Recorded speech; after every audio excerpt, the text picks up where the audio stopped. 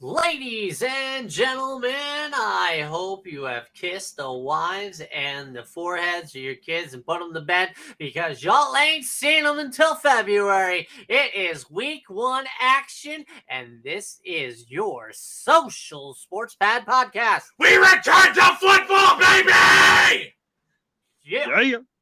So, as you heard, that was Cobra. With me, as always, is Ben and the Cobra. I am your host, Ricky, and we are talking about the Thursday night game between the Kansas City Chiefs and the Detroit Lions, taking place in the lovely Arrowhead Stadium in Kansas City. Basically, here is how we are going to go ahead and do that. Gentlemen, we are going to go Cobra, then Ben, then me, and we are going to go straight up. Who do you think's going to win between the Chiefs and the Lions? Then we're going to see, because Vegas has the Kansas City Welcome Chiefs. in, Jamie. Welcome right. in. Welcome, Jamie. Hello. Okay. So, basically, letting you know, kind of repeating myself on this one. How we're going to do it is we're going to go straight up Chiefs and Lions. Then we're going to say if the Chiefs are going to win by 6.5, which is what the current Vegas odds are. And then I want you guys to tell me who you think is going to be your holla at ya boy play of the game. Yeah, kind of get that bold little moves. Then after we get done with talking those points, we're going to talk about the impact potential of Travis Kelce's injury that happened just today, Wednesday after practice, which was originally diagnosed as a hyperextension, but seems like it might be worse. So we'll go ahead and talk about that. And then finally, we're going to discuss, again, like we're going to do every week at this time, who our bottom feeders, our tankmen are in the NFL. So you guys ready? Let's do this. All right. Let's go. Okay, so with Jamie, basically just adds, Jamie before me. So Cobra, you're going to start, then Ben, then Jamie, then me. So Cobra, go ahead, take it away. The Lions at the Chiefs. Well, first of all, it's glad to be back with football, baby. And besides the fact that football is back, I'm going to say, behold, your first sleeper hot take of the week. The Lions are going over the Chiefs. Okay. The impact that Travis Kelce has is very impactful towards the Chiefs. That is why the Lions are going over the Chiefs, therefore beating the Vegas spread. Okay, so who's your holla at your boy? Holla at your boy, Archimedes St. Brown. You mean Amon-Ra? Amon-Ra, yeah. I don't know why. Why do you say Archimedes? I didn't know his name. I gotta respect his name. He's on my fantasy football team. I should know this. Yes, Sun God, sir. This ain't Kotal Khan. All right, so Ben, what you got? What you saying? I totally disagree. I don't think the Lions are going to win that game. I feel like the Chiefs are still going to dominate. It might be a close game, yes. How close? Is it within 6.5 points? I would give it about probably 6.5, 7 points. Well, I mean, Vegas is saying 6.5. Do you say the Chiefs are going to cover the spread? I think they'll cover the spread. Gotcha. Okay. All right. And you holler at your boy? And why? Holler at your boy. You're not gonna say Lord Mahomes because of his typical Roger Goodell bullshit, are you? Mahomes ain't a Roger Goodell bullshit, boy. Give it time. Give it time. Roger Goodell's looking for a new fuck pony ever since Tom Brady left him. How about Andy Reid for winning a game without EB? Oh, okay. All right, Jamie, what you got? If Travis Kelce does not play. He's not. Then It's a hyperextended knee, and it might be worse. Until they officially say it, I'm gonna go with that he's day to day. But I doubt that he's going to play. So in that case, I don't think they're going to hit the spread. I think they're just going to become like a -2 instead of a -6.5. Okay. So my holler at your boy is from the Lions. It's going to be Sam Laporta, the rookie tight end, is going to make a splash, having probably about, I'd say, 5 catches because they're going to be playing from behind for about 80 yards and a touchdown. All right, good takes, guys. So basically what I am doing right now is I am pulling up fantasy football so you can get tight end players just in case you need to find a replacement for Kelce for week 1 if you have it. Not only that, because I am going to throw out a wonderful guy to be on the mark for your Holla boy. Well, no, not even my holla boy, but your bargain shopping when it comes to your FanDuel and DraftKings. Please gamble responsibly, ladies and gentlemen. Absolutely, but Noah Gray should be a guy that you definitely put on your lineups for the Kansas City Chiefs. He is the next man up, just in case that Travis Kelce does not play. And shall we say to visit fanatics.com and get his jersey? Oh, great! No, it's too soon. Too soon for that. Too soon for that. Even way too soon for the I Love You collection. Yeah, Ooh. no, but yeah, that's one of the collections that you can get at fanatics.com. Yeah, follow the link in the profile. I mean, I was gonna say the Sam Laporta jersey would be, definitely Jamie's pick, or perhaps probably even a little bit more of a fantasy sleeper for you if you like. How about a Dalton Kincaid jersey? He might be a sleeper. That was something we can talk about next episode, sir. We're talking Chiefs and Lions, not Buffalo Bills. I was talking pure fantasy. I was not talking about our wonderful Buffalo Bills. I recently made a purchase on the website. Hello. What you get? Uh, I got a Sam Howell jersey and a Commander's hat. All right. Brittany would love you, by the way. So I'm gonna, guys. But she loves guys. Focus, because it's my turn now to say who my boy is. You're right, Ben. Focus, you. Who's your boy? Who's your boy? Who's my boy? But I mean, seriously, me, I definitely am going to say that the Chiefs are going to beat the Lions. This is going to be motherfuckers going Bill Schwartzky super fans over here. I mean, it's going to be a lot closer. The Lions are definitely improved, but Goff is gonna Goff.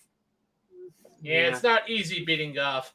Yep, He's not gonna go off. But no, so the guy that I definitely see is going to be my holla at your boy player of the game is going to be Richie James of the Kansas City Chiefs. I definitely, I definitely see that with Travis Kelce potentially sitting out, that Mahomes is going to have to spread the ball around. And he's going to spread that ball around, like an 8 ball at a crack dealer house. So I thought you were going to say spread it like cheeks. No. Seriously, this isn't the Raiders and Max Crosby. Hi-yo. But yeah. So basically, we want to going into Travis Kelce. Yes. Wednesday's practice, Travis Kelce hyperextended a knee.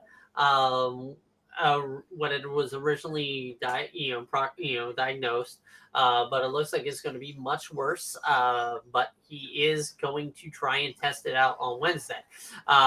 They say that the ACL is intact. So why is this? To be fair, Ricky, I'm not trying to interrupt you, but why does this sound familiar? Because it's a football injury. I know that, but I'm saying, why does this sound familiar? Pointing directly to my left knee. I mean, I'm just saying, because Not everything is about you, sir, but hey, it does. I'm just pointing. pointing out similarities here, not trying to toot my own horn here or whoa agonies here. Just saying, we're talking Travis Kelce. We are talking that basically there is at least one fantasy owner in every league in the NFL that is crying themselves to sleep tonight because they aren't going to win the Super Bowl, sir. They're not doing it. They're not the Steelers. Okay, but no. So ESPN's like, hey, these are some guys to look out for, in case Travis Kelce doesn't play. I mean, expect that Travis Kelce does not play for your league. Basically, you just bend over and grab your ankles because you're taking the L. No, not gonna lie. Without Travis Kelce, in a PPR league, that's 20 points that you pretty much just lost. Yes. And anybody right now on your waiver wire is somebody that's possibly, 8 to 10. So 10 points, that's a 10-point swing against you. Swing. But a couple of guys, well, actually, I'm going to let you guys I want you to throw me a name that you see that maybe is available in some leagues, kind of a deep sleeper kind of guy that you would possibly pick up if you didn't do it on draft night for your backup tight end. All right. Well, I already kind of hit on that because I actually did that in my league already. Not mine necessarily league, but in a league, I have Travis Kelce, and I seen the news, and just for insurance, because I wasn't planning on picking up another tight end until his bye week, Sam Laporta was there. I mean, that was one direction I could have gone, because in one of my leagues, I do also have Travis Kelce that I drafted. And I had the same thought, like, hey, Travis Kelce, that's going to guarantee 20 points a week in a position that not many players succeed in. But I wound up picking up Jawan Johnson from the New Orleans Saints. Derek Carr likes his tight ends. I mean, who doesn't? Facts. And Jawan Johnson is a player who was a receiver who converted over to tight end, who actually was gaining some traction this week. Yeah.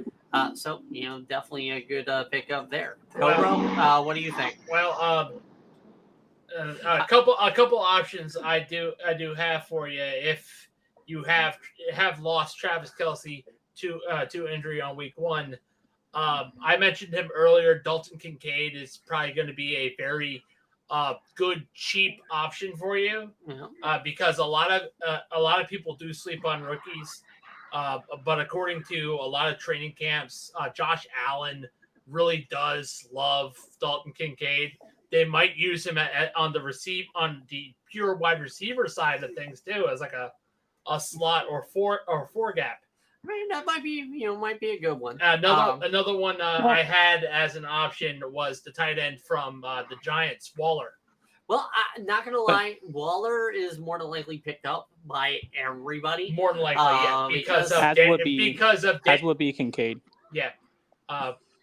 Because Danny Derps definitely dinks and dunks his way like his idol, vintage Eli Manning. I mean, like seriously, Danny Jones is, essentially Eli Manning who can run. That's it. Yeah.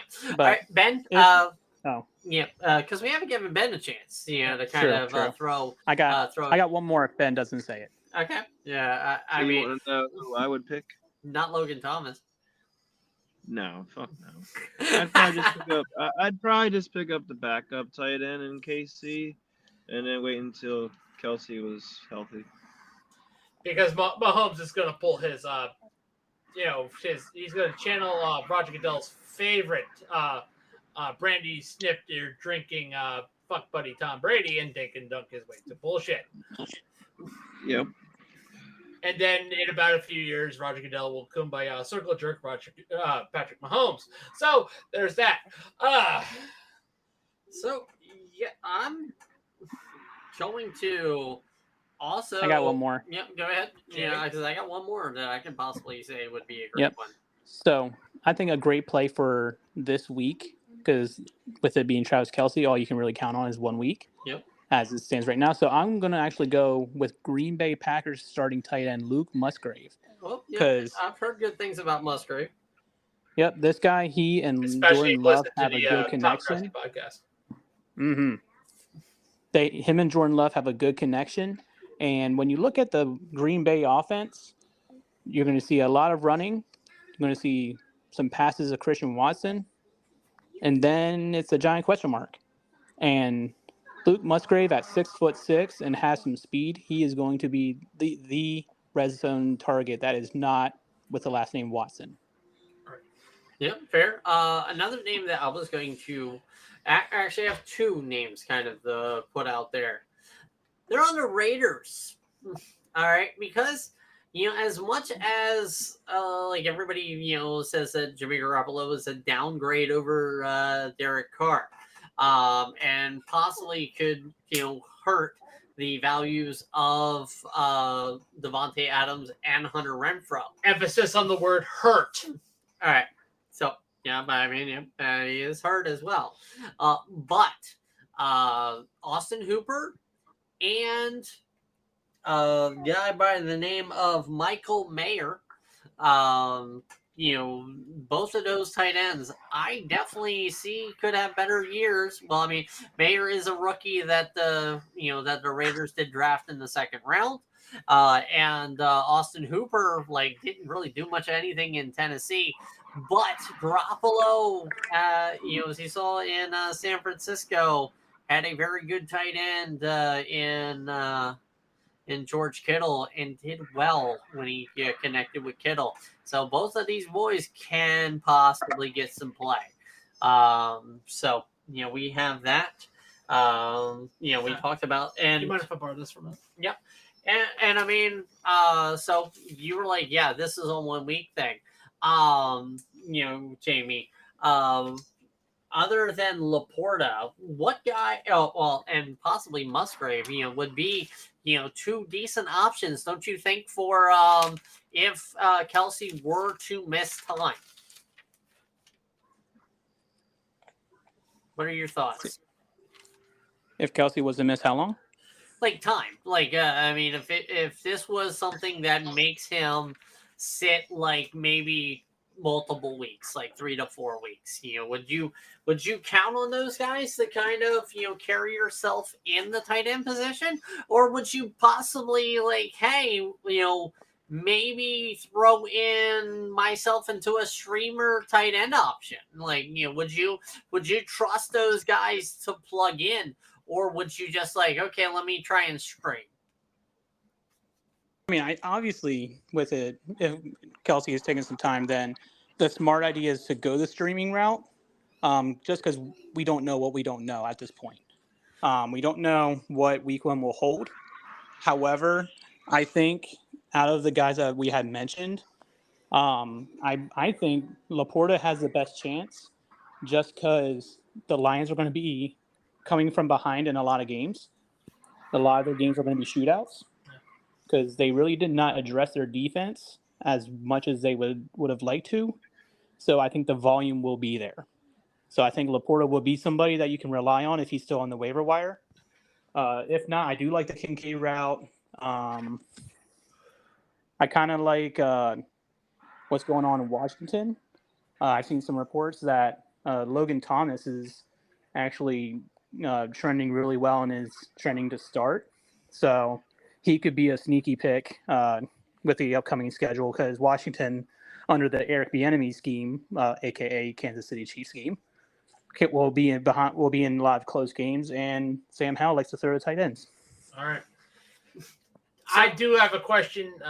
Well, before I get to your question, there is something I do want to bring up, because not many people talk, fantasy jargon. So kind of, for those that don't know, what I mean when I say streaming option, is basically with fantasy sports. What you do when you stream is you choose somebody different based on the matchup every week. Kind of like, oh yeah, I'm going to stream the Washington defense over, the Cardinals this total week. Whereas I might not be playing Washington's defense next week, and play whoever's playing against the Cardinals, depending on how things work on week one. Kind of play to the matchup, not to, okay, this guy's going to be a surefire earning points for me. I'm going to try and pick what I can week to week. Yeah.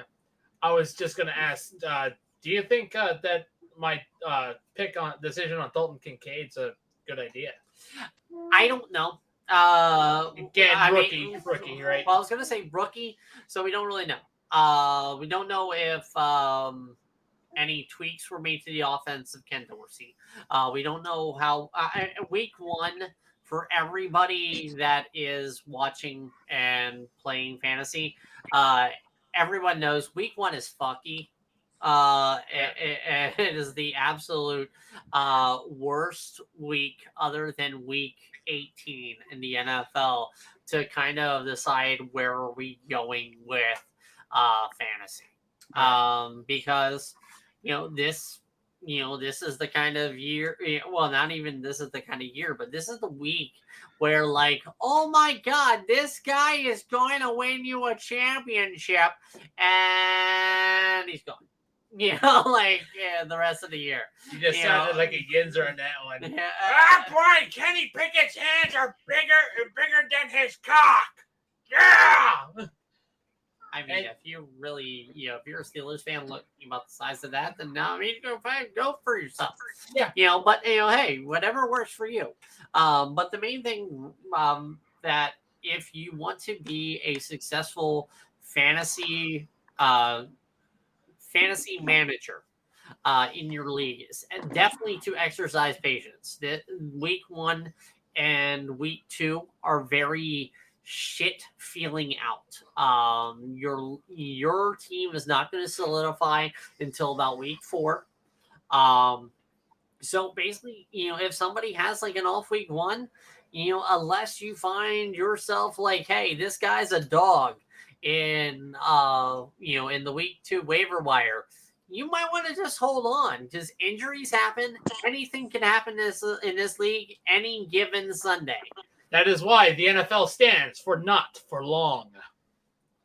Well, that's also if you're a running back. But yeah, hey, so basically, before we cut everything out, we want to go and do what we normally do every week, and get ready to decide our tankman. Who is revving up the tanks, ladies and gentlemen?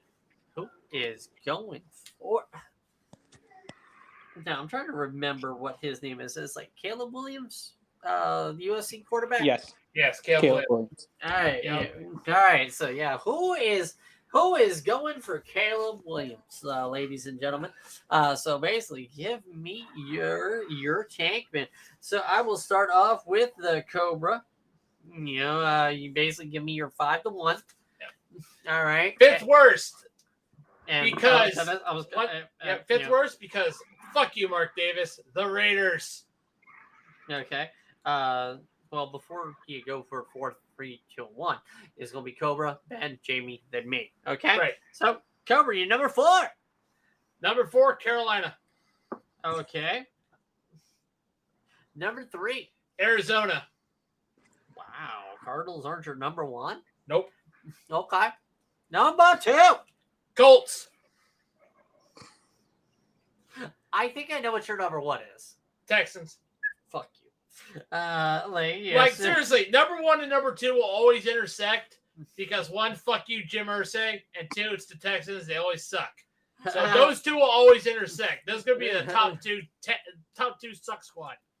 Not gonna lie, I definitely see the Texans being better than worst, especially because the Cardinals exist.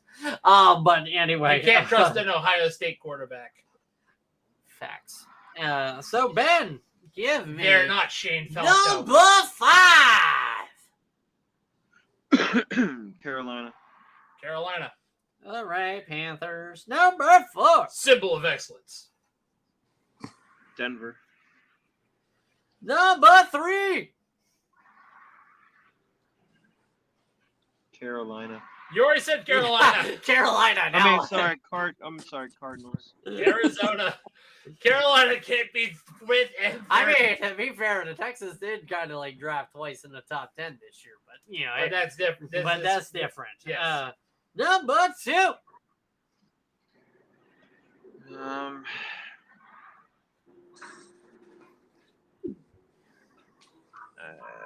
Man, Ben's like, I don't know. Ben Man. can't pick. Oh my God, this is.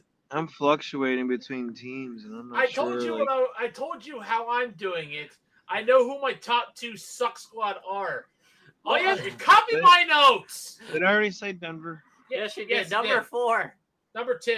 Okay. Yeah. Oh, number 2, I guess will be the Rams. Rams. Okay, number And 1. then the Texans.